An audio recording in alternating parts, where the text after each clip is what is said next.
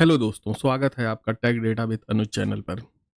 दोस्तों, आज हम आपको पढ़ाएंगे materialized view in SQL Server. Materialized view क्या होता है, मेटलाइज व्यू का हम यूज क्यों करते हैं और रियल टाइम एग्जांपल। ठीक है, तो वीडियो में दोस्तों अंत तक जरूर बने रहिएगा, क्योंकि ये बहुत ही इंपॉर्टेंट टॉपिक है और बहुत से इंटरव्यू में आपसे ये पूछा जा सकता है कि मेटलाइज व्यू क्या होता है और ये नॉर्मल व्यू से कैसे डिफरेंट है। तो हम आपके साथ दोस्तों एक सिनेरियो डिस्कस करना चाहते हैं। दोस्तों सोचिए, आपके पास एक दुकान है, बहुत बड़ी दुकान है, जहाँ रोज हजारों प्रोडक्ट्स बिकते हैं। अब किसी कस्टमर या मैनेजर ने आपसे पूछ लिया पिछले हफ्ते सिर्फ लैपटॉप की कितनी सेल हुई थी। तो क्या आप हर बार मीन्स जो डेटा हमारा सेव हो रहा है, जो भी पर जो हम सेल कर रहे हैं, वो मान लो एक सेल्स टेबल में सेव हो रही है। तो क्या दोस्तों, क्या आप हर बार पूरी सेल्स टेबल उठाकर उसमें लैपटॉप वाली एंट्री खोजेंगे या उसका हिसाब जोड़ेंगे और फिर रिजल्ट देंगे? ये काम बहुत टाइम खराब करने वाला होगा और जैसे-जैसे डेटा बढ़ता जाएगा, तो आपकी क्वेरी भी स्लो होती जाएगी। अब बहुत सारे प्रोडक्ट बिकते हैं, आपकी दुकान बहुत बड़ी है, हज़ारों प्रोडक्ट हैं।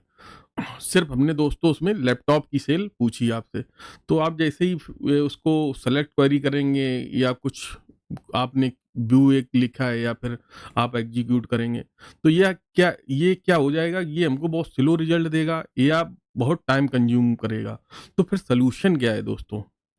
तो सॉल्यूशन बहुत सिंपल है, आप एक ऐसी रिपोर्ट बना लीजिए जहां रिजल्ट पहले से ही स्टोर हो जाए और हर नए ट्रांजैक्शन पर वो ऑटो अपडेट भी होता रहे। तो दोस्तों, यही होता है हमारा मेटलाइज व्यू, जिसे सिक्वल सर्वर में हम इंडेक्स व्यू भी कहते हैं। मतलब दोस्तों क्या है, हम एक ऐसा व्यू बनाएंगे जो डेटा को भी सेव रखेगा। ठीक है, तो अब देखते हैं मेटलाइज व्यू होता क्या है। A materialized view store the result of the query physically on disk. तो मेटलाइज व्यू जो रिजल्ट स्टोर करती है या करता है, वो कहाँ पे राइड करता है? डिस्क में राइड करता है। In SQL server it is implemented using index view. तो यहाँ पे हम एक्चुअली में मेटलाइज व्यू सिक्वल सर्वर में नहीं होता है, यहाँ पे हम उसे इंडेक्स व्यू बोलते हैं। लेकिन जब दोस्तों कोई इंटरव्यू में आपसे पूछेगा, तो वो आपसे मेटलाइज व्यू ही पूछता है, क्योंकि मेटलाइज व्यू आपको कंफ्यूज करने के लिए पूछता है। आपसे डायरेक्ट ये नहीं पूछेगा कि इंडेक्स व्यू क्या होता है। दोस्तों आप कंफ्यूज मत होना, इंडेक्स व्यू ही मेटलाइज व्यू होता है। और ये इसका क्या काम है? Provides faster query response. तो ये जब अपने आप में डेटा को सेव करके रखता है, तो इसका रिस्पॉन्स भी फास्टर हो जाता है। Automatically update when base table are modified. जैसे हम सेल्स टेबल, एक एग्जांपल लिया था मैंने, सेल्स टेबल में कोई डेटा इंसर्ट होगा, तो ये view, metallise view automatically update हो जाएगा। यहाँ तक दोस्तों आपको समझ में आया? तो अब दोनों में अंतर क्या है दोस्तों, मेटलाइज व्यू और नॉर्मल व्यू में? अब दोस्तों सिक्वल सर्वर में जब हम एक नॉर्मल व्यू बनाते हैं, तो उसमें सिर्फ क्वेरी का डेफिनेशन सेव होता है। मतलब जब भी आप उस व्यू को रन करते हैं, सिक्वल सर्वर पीछे जाकर बेस टेबल से डेटा उठाता है, फिर कैलकुलेशन करता है और फिर आपको रिजल्ट दिखाता है। यह प्रोसेस बड़े डेटा के साथ बहुत स्लो हो सकता है। मीन्स अगर बिग डेटा पे अगर काम कर रहे हैं और ये नॉर्मल व्यू बना है, तो हमारा प्रोसेस जो जो होगा वो स्लो हो जाएगा। वहीं दूसरी तरफ मेटलाइज व्यू में क्वेरी का रिजल्ट डेटाबेस के अंदर फिजिकली स्टोर हो जाता है, यानी एक तरह से ये रेडीमेड रिपोर्ट होती है, जो बेस टेबल में कोई भी इंसर्ट, अपडेट या डिलीट होते ही ऑटो अपडेट हो जाती है।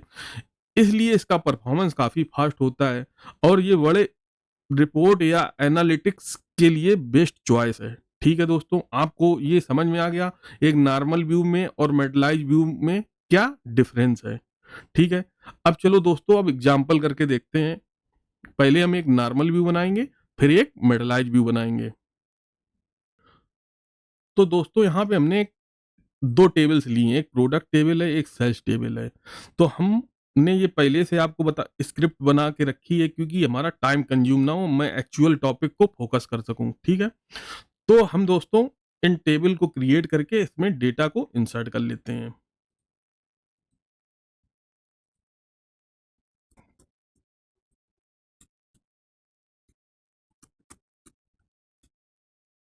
अब दोस्तों इसको रन कर लेते हैं।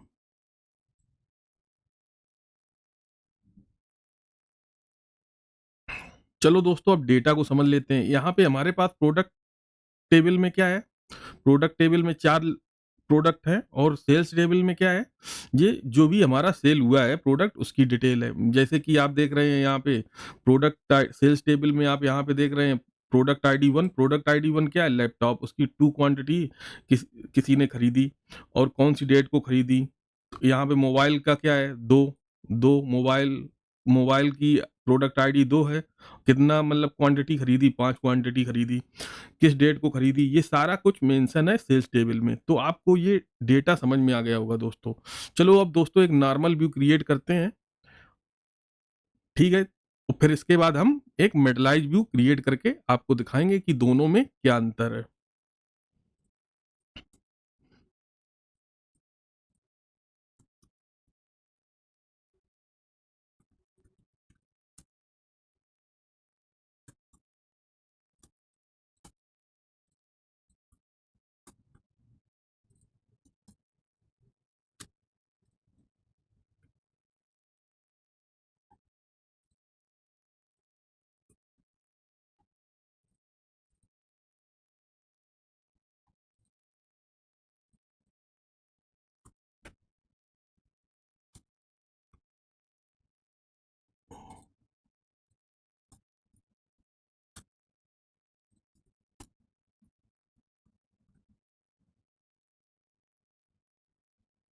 तो यहाँ पे दोस्तों हमने एक नॉर्मल व्यू क्रिएट कर लिया है प्रोडक्ट सेल्स नाम का, ठीक है। अब इसको एग्जीक्यूट कर देते हैं।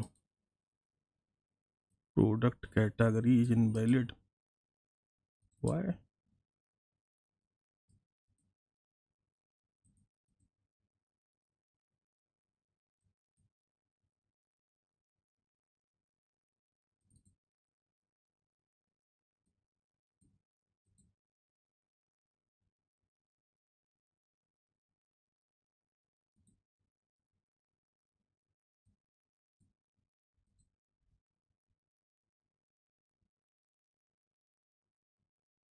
Okay okay okay okay okay. तो यहाँ पे दोस्तों हमने एग्रीगेट फंक्शन का यूज किया है, तो यहाँ पे ग्रुप बाई हमने नहीं लगाया है, तो रिकॉर्ड कैसे आ जाएगा। तो ग्रुप बाई का यूज करते हैं। ग्रुप बाई, हम जो यहाँ पे प्रोडक्ट सेलेक्ट कर रहे हैं, मींस हम जिसका टोटल सेल्स निकाल रहे हैं वो कैटेगरी और प्रोडक्ट के बिहाफ पे हम निकाल रहे हैं। तो हमको इन दोनों को ग्रुप बाई अब करेंगे तो इसको दोनों को हमको यहाँ पे डालना पड़ेगा। तब यहाँ चेक कर लेते हैं क्वेरी, ठीक है। तो फर्नीचर का, हाँ ठीक है, फर्नीचर चेयर में आ गया, ठीक है। Electronic laptop, okay. तो अब हम व्यू क्रिएट कर लेते हैं एक। अब दोस्तों ये था हमारा एक नॉर्मल व्यू, जिसे हम एग्जीक्यूट करके देखते हैं।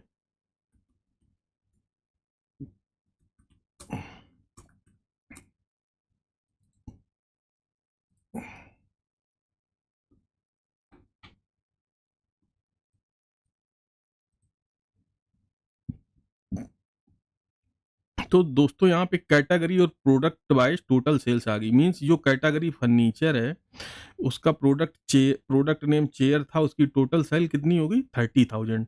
तो दोस्तों जब हम ये व्यू, जब लार्ज हमारे पास बहुत डेटा होगा, मिलियंस में डेटा होगा, तो ये व्यू क्या करेगा, इसकी परफॉर्मेंस डिग्रेड हो जाएगी। तो अब यहाँ पे तो हमारे पास 4 रिकॉर्ड थे, तो समझ में हमको नहीं आ रहा। जब हम बहुत बड़ी टेबल जो होगी हमारी, मींस टेबल का साइज जो जीबी टीबी में हो सकता है, मींस आप समझ सकते हैं कि आपकी दुकान बहुत बड़ी है, हजारों प्रोडक्ट रोज बिकते हैं। तो क्या है, आप अमेजन को एक दुकान ही समझ सकते हैं, जो हमारी अमेजन या फ्लिपकार्ट जो हो गई, इसको एक दुकान समझ सकते हैं जहाँ पे हजारों प्रोडक्ट रोज सेल होता है। तो दोस्तों, तो जब हम ये वाला व्यू एग्जीक्यूट करेंगे तो इसकी परफॉर्मेंस बहुत स्लो हो जाएगी, और जब स्लो हो जाएगी तब हमारे पास डेटा बहुत, अगर मैं इसको एग्जीक्यूट करूंगा तो डेटा बहुत देर में हमको रिसीव होगा।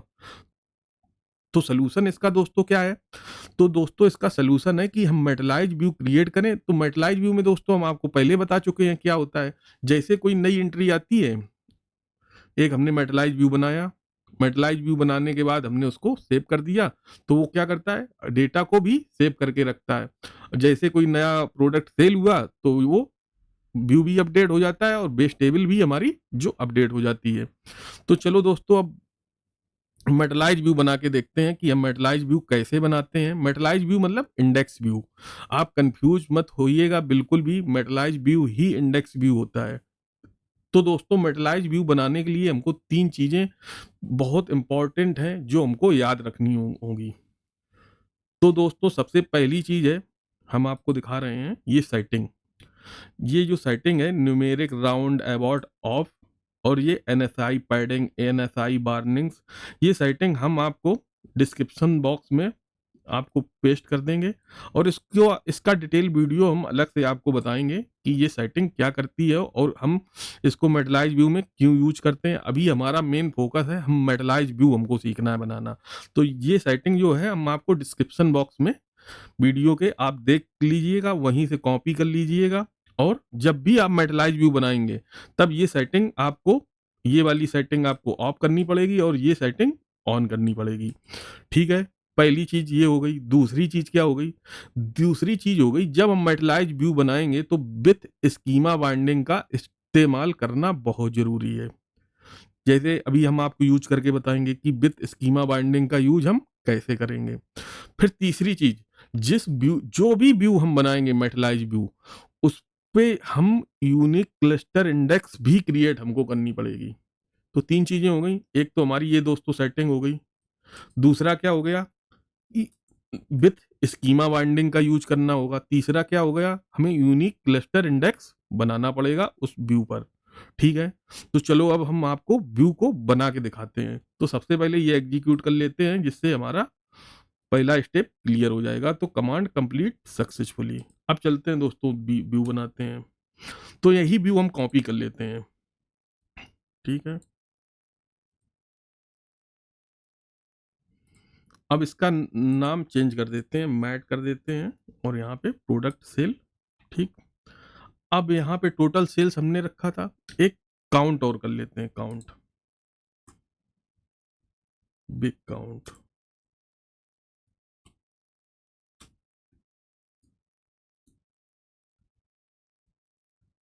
रो नम।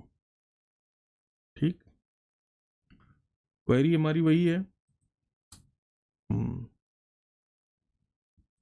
इसको एज नल और हैंडल कर लेते हैं।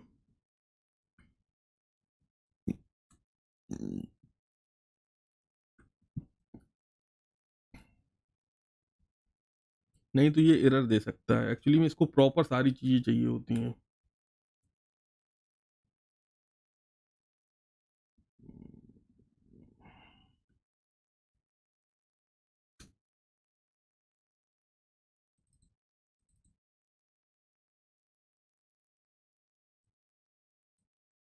हम्म, तो अब हमने इसमें स्कीमा बाइंडिंग का तो यूज किया नहीं है, तो हम कहाँ करेंगे स्कीमा बाइंडिंग का यूज? यहाँ पे करेंगे।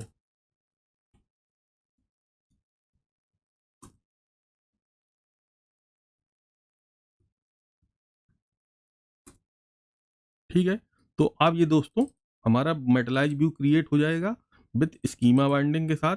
तो अब हम इसको क्रिएट कर लेते हैं। अब मैंने आपको बताया था ये अभी ये नॉर्मल व्यू की तरीके से ही ट्रीट होगा जब तक आप इस पे यूनिक क्लस्टर इंडेक्स क्रिएट नहीं करेंगे इस व्यू पर। तो अब इस व्यू पर हमको हमारे ये जो कैटेगरी और प्रोडक्ट है ना, इसी के भी आप पे करना पड़ेगा index view, cluster index view. हम इस पे क्या कर रहे हैं, व्यू पे इंडेक्स लगा रहे हैं। ठीक है, जैसे हम टेबल पर इंडेक्स लगाते हैं, यहाँ पे हम व्यू पर इंडेक्स लगा रहे हैं। तो यहाँ पे हम इंडेक्स लगा देते हैं।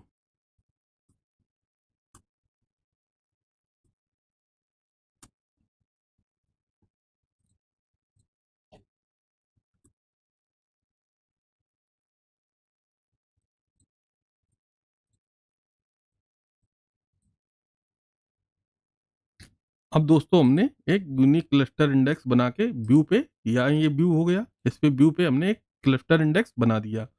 अब दोस्तों इसको एग्जीक्यूट करके देखते हैं।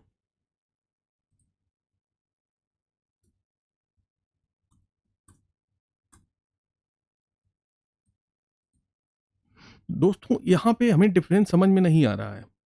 ठीक है, जब हम बहुत लार्ज टेबल पे वर्क करेंगे, मीन्स हमारे पास जब डेटा बहुत ह्यूज होगा, तब हमें समझ में आएगा कि नॉर्मल व्यू कैसे काम कर रहा है और इंडेक्स व्यू कैसे काम कर रहा है। तो आप दोस्तों ये समझ लीजिएगा कि जब भी आपके पास बहुत लार्ज डेटा हो, मीन्स टीबीज में डेटा हो और आप अगर व्यू कोई बनाया है आपने, तो आप मेटलाइज व्यू ही वहां पे यूज करें। ठीक है दोस्तों, तो आपको दोस्तों मेटलाइज व्यू समझ में आया कि नहीं आया? तो आपको हम सबसे पहले पॉइंट डिस्कस करवा देते हैं। तो क्या है, इंडेक्स व्यू बनाते समय हमेशा विथ स्कीमा बाइंडिंग का इस्तेमाल करें। इसमें यूनिक क्लस्टर इंडेक्स बनाना कंपलसरी है। यह व्यू ऑटोमेटिकली रिफ्रेश होता है जैसे ही बेस टेबल अपडेट होती है। मतलब दोस्तों जैसे बेस टेबल अपडेट हुई, ये ऑटोमेटिक व्यू अपने आप रिफ्रेश हो जाएगा। ये खास तौर पर तब यूजफुल होता है जब आपके पास एग्रीगेशन और हैवी रिपोर्ट हो, जैसे सेल्स एनालिटिक्स या फाइनेंशियल रिपोर्ट। इसकी मदद से क्वेरी परफॉर्मेंस कई तेज गुना हो जाती है।